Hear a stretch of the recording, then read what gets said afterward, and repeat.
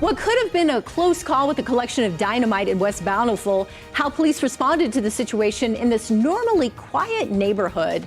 And while oil prices are at record-breaking highs, how oil companies are making bank. And Mammoth fans had their tusks and hopes up for last night's game. See how they celebrated Game 4 despite the loss. Live and streaming. This is KSL News Now. Good morning, everyone. Thanks so much for being with us for KSL News Now on this Tuesday. I'm Lori Pritchard. We'll get to those stories in just a bit. Brian Carlson is watching our traffic for us this morning, and Matt Johnson. We're going to kind of dry up today. Yes, we are. We got the rain that we needed. Now let's enjoy the sunshine. Perfect timing from Mother Nature. We're getting into our Tuesday. It will be a cold start, though. In the wake of yesterday's storm, we're waking up to temperatures in the 30s. But dry weather is going to be settling in. Now, your second bullet point here is that we're going to see some pop-up showers up in the higher elevations. I don't see much for the valleys over the next 5 to 7 days. Now, a steady warm-up is also going to ensue the Wasatch Front, bringing in some 70s, even a near 80-degree day by this Sunday coming up. All right, KSL live camera showing clear skies, but look at that fresh snow out on the Ochre Mountains. Love to see that, especially this time of year. Current temperature, 35. Humidity, definitely high for our standards, 92%. Winds light out of the east, southeast at about 9 miles an hour. So, Wasatch Front, you're waking up to cold temperatures, everybody in the 30s, north to south. But then look at this, we're going to progress nicely. We'll be into the 50s midday, and I think into the afternoon we should be able to hit 60 degrees. That's a pretty big rise from morning to afternoon, so definitely have the jacket this morning. Sounds like a plan. Thank you much there, Matt. Take a look at your morning drive. We're in the Spaghetti Bowl here in South Salt Lake, where you got 201, I-80, and I-15 all kind of meet up together. Now, traffic is looking really light. The thing you'll notice here is the sun's up here this morning, definitely hitting and seeing all that right there along the freeway ramp. One of the things is you'll notice it's different from today, right? No rain, no clouds. You've got a clear path ahead, which is nice. There is a couple of slowdowns on the western belt of 215 through that construction zone, and I'm guessing that's going to be how it is as they go through all that construction on those on and off ramps there. Overall drive time so far this morning, you're looking good. Ogden, Tooele, Provo, you're in the green. Lori? That's good news. Brian, thank you. This morning, the woman convicted in her role in the death of Sergeant Corey Ride back in 2014 is set to be released from prison today. News specialist Tyrese Boone joins us live with more on Megan Grunwald's release. Tyrese. Good morning, Lori, and that's right. Megan Grunwald is expected to be released today after more than a decade behind bars after being let on parole as well. And now this comes just after years after her previous murder conviction was overturned. So initially, Grunwald was charged in the death of Utah County Sheriff's Sergeant Corey Ride after her boyfriend, Jose Garcia Jauregui, opened fire in Eagle Mountain back in 2014. Both Ride and Jauregui died from their injuries. Now, her case was ultimately appealed. The Utah Supreme Court overturned Grunwald's murder conviction in 2021 over jury instruction issues. She later accepted a plea deal to lesser charges, including manslaughter. Before her last parole hearing, Ride's widow met with her inside of the prison. I looked into her blue eyes, and I felt her, and I saw how afraid she was and how she was terrified of me. She sobbed and was so sorry. Now, that meeting led to Ride Zeman publicly supporting Grunwald's release. She said not only she forgives her, but also says the two now consider each other friends. And once again, Grunwald is expected to be released sometime later on today. So whenever she is, we'll be sure to update you guys right here on KSL. Reporting live, Tyrese Boone, KSL 5 News. Back to you, Lori. All right, Tyrese, thank you for that. Meanwhile, new developments this morning surrounding a family dispute that led to the discovery of dynamite and diesel fuel. Neighbors tell us the hours-long evacuation that followed was unexpected.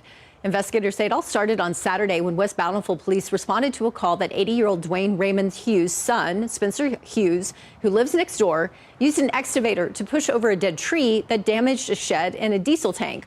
Well, that's when officers uncovered a collection of dynamite from the 1980s stored right next to the diesel fuel, prompting concerns that the dynamite could explode. Neighbors say this is normally a quiet neighborhood. This is a very quiet town. Not much goes on. It was a little concerning, so we decided we'll leave. Well, luckily, the bomb squad disposed of everything properly. Right now, Dwayne is being held without bail on suspicion of several explosives offenses. His son is facing potential felonies related to the property damage. What turned out to be a fire at a retention pond sent flames 50 feet into the air in Ogden over the weekend. A fence was burned and the heat was intense enough to cause significant damage to a nearby home's vinyl siding. Crews managed to keep that house from catching fire. Police say a juvenile admitted to starting the blaze when he was playing with a torch. We're told the case remains under investigation. We have new developments in January's deadly double shooting at a Salt Lake City funeral. Police say the suspected shooter has been arrested in California. 32-year-old John Uasiki is facing 2 charges of first-degree felony murder, 2 counts of felony discharge of a firearm, and several other gun-related crimes. Now, police say he killed 2 men and injured 6 in a church parking lot on Redwood Road. In the months since that shooting, 2 other men were arrested on obstruction charges.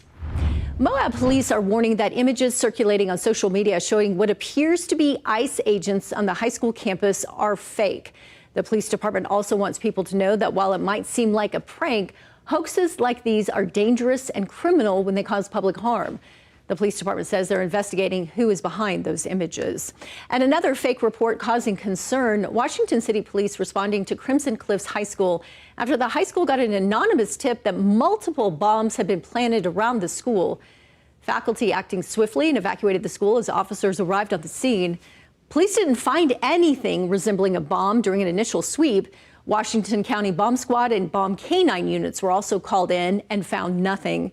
Police let students go home for the day as they continued to investigate, but school is expected to resume today. No word this morning on who called in that fake bomb threat. And 2 men are facing serious drug charges after Utah Highway Patrol trooper found more than 6 pounds of cocaine during an early morning traffic stop on Monday. St. George News sharing a photo of the alleged cocaine recovered earlier this month in Beaver County. A trooper pulled the car over for a license plate violation, then searched that car after the driver and passenger gave conflicting information and acted suspiciously. Troopers found about 3 kilograms of cocaine hidden inside a spare tire. Riverdale is the latest city to roll out a list of watering restrictions. The city says its water supply is 20% less than last year. They say no one should be using their sprinklers until Friday, May 1st. That's this week. No watering will be allowed between 10 and 6.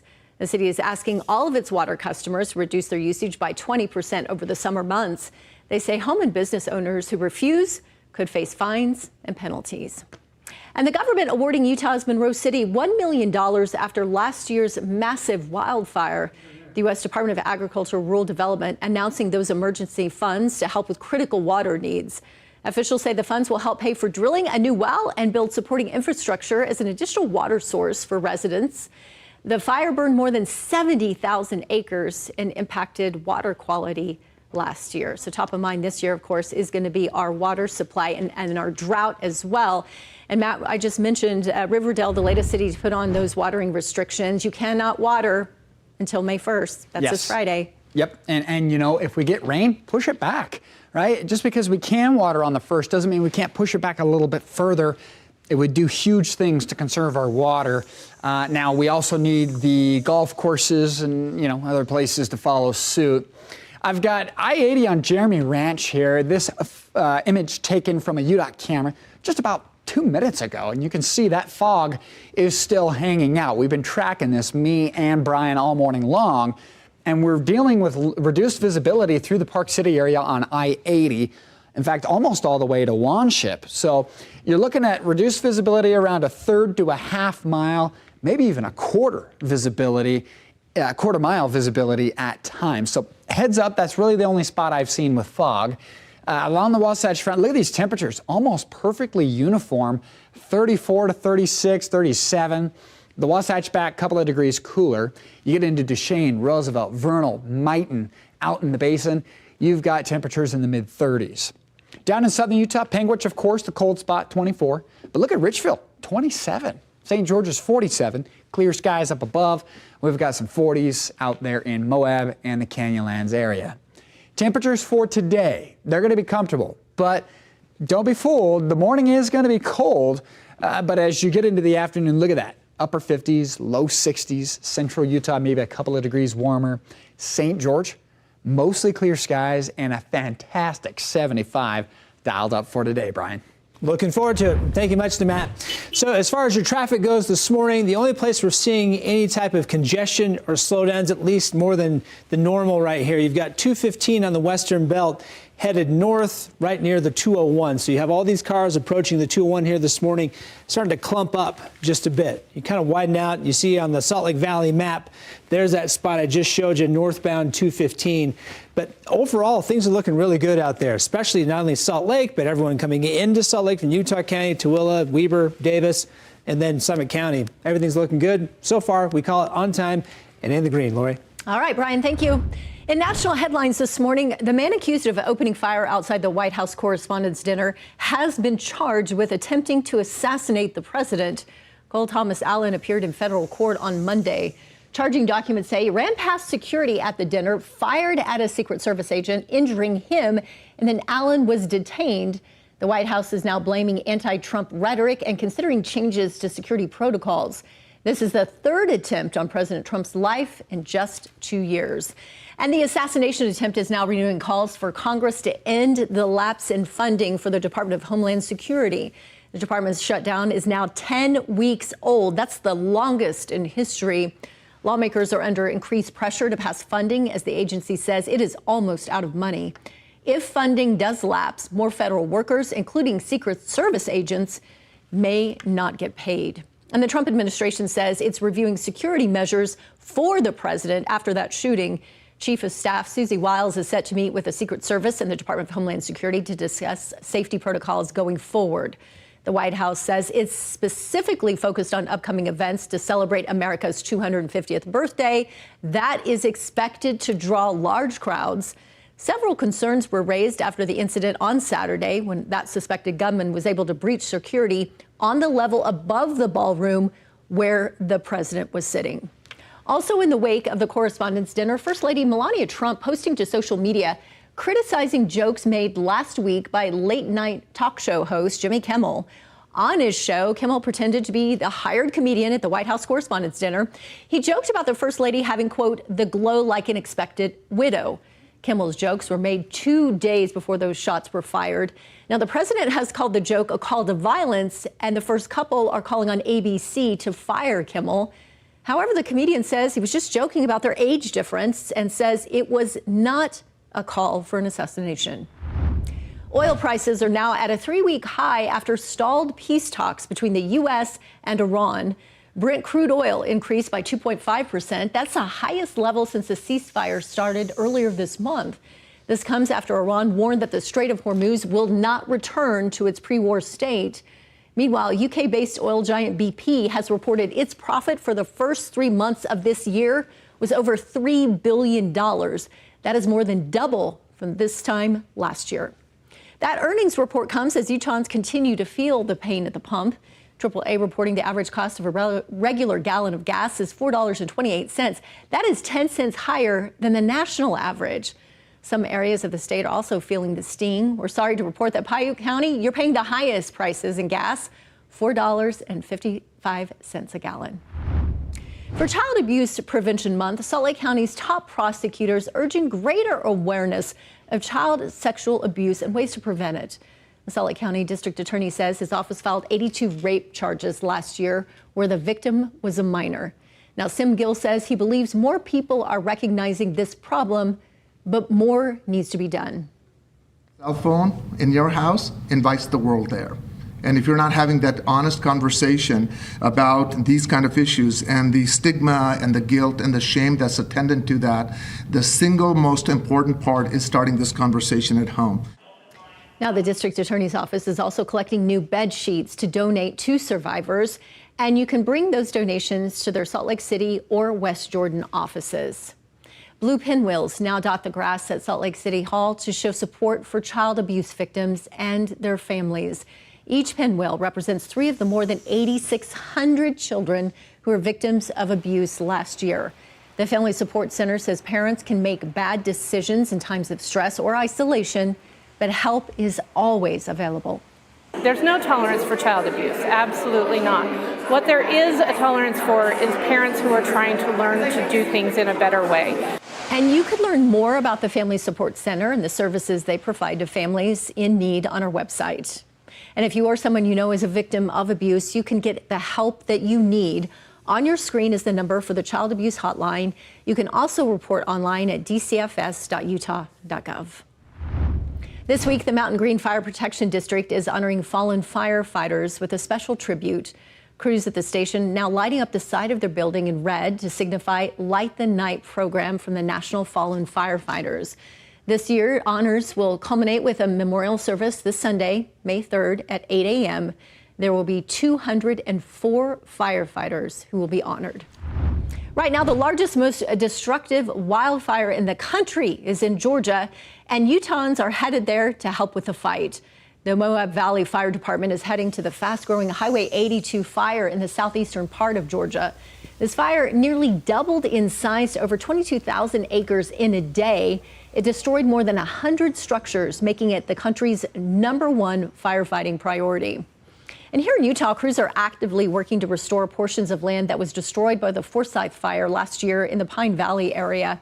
The U.S. Forest Service says they've completed several projects to help the land. That includes stabilizing slopes, repairing trails, removing hazardous trees, and hand planting 80,000 trees to create a healthier, more resilient forest. Wow. Hand planting that many trees, that's a lot. 80,000, that's quite a bit. Yes. Wow. One day we'll see them grow. Yes, we're hoping so. Hey, I wanted to check in on how we're doing with the water, because this is going to really determine when and how fast fire season really picks up. It's nice to see the rain at lower elevations. We picked up a little bit of snow. I love this photo looking up the Wasatch Mountains from the East Bench. Terry Baker took it. You can see winter up top and spring down low, a clash of seasons. You'll notice the snow total is pretty impressive. 19 inches for Alta up there at about 9,000 feet. Brighton 15, 14 for Snowbird. Solitude 13, did about 1.5 feet to a foot. And you get into Snow Basin, 6 inches, so not bad.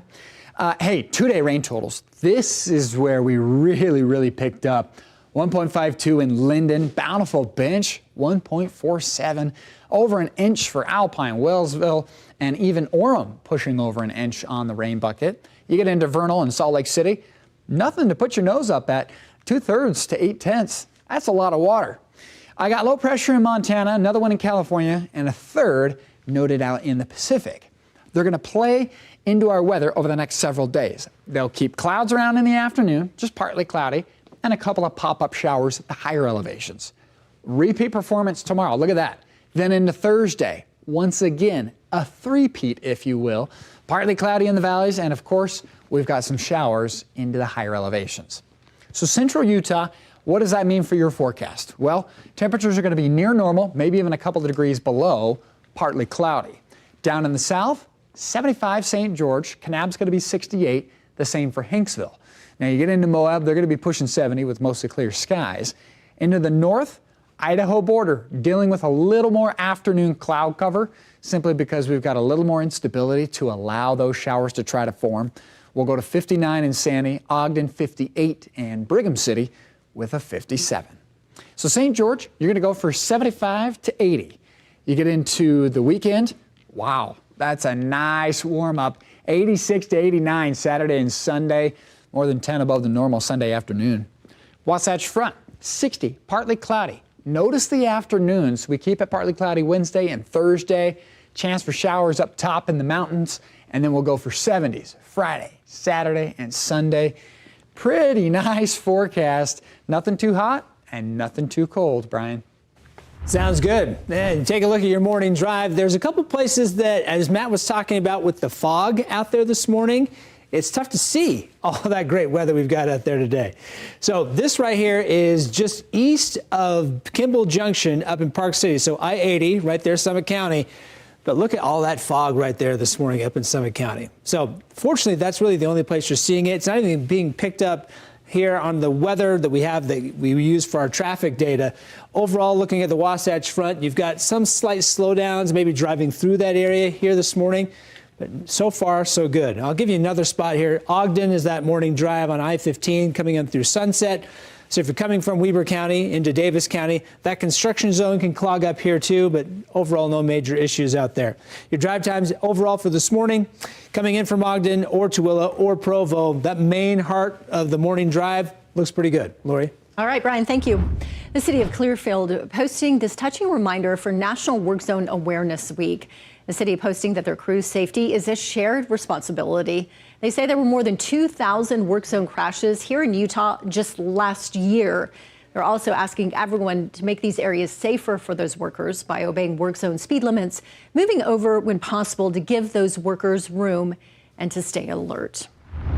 Utah Mammoth was hard at work last night. Fans got their money's worth in a roller coaster Game 4. Fans watching their team go from a 3-0 deficit before scoring 4 times in a row to take the lead. Knights then tied it up, bringing them into the first overtime game for the Mammoth. However, the Golden Knights scored and the game ended in a loss for the Mammoth, bringing the playoff game 2-2. Game 5 will be in Las Vegas at 8 o'clock on Wednesday. Then back to the Delta Center will be buzzing again Friday night for Game 6. It was Monday night Mammoth Mania in downtown Salt Lake City last night. Monday nights at a bar, not typically this busy. So seeing all of these fans come out, the atmosphere is incredible. Everybody's super excited to be here. Well, okay, so even though they lost, these businesses actually won. Businesses say that there's new life in downtown because of the playoff games. Mammoth fans filled the Green Pig along 400 South. They also packed Big Willie's 1700 South as well. And across the street from the Delta Center, the Break also full of those fans. Well, thanks so much for joining us for this segment of KSL News Now on this Tuesday morning. And we leave you this morning with a look of Salt Lake City waking up. Have a great day, everyone.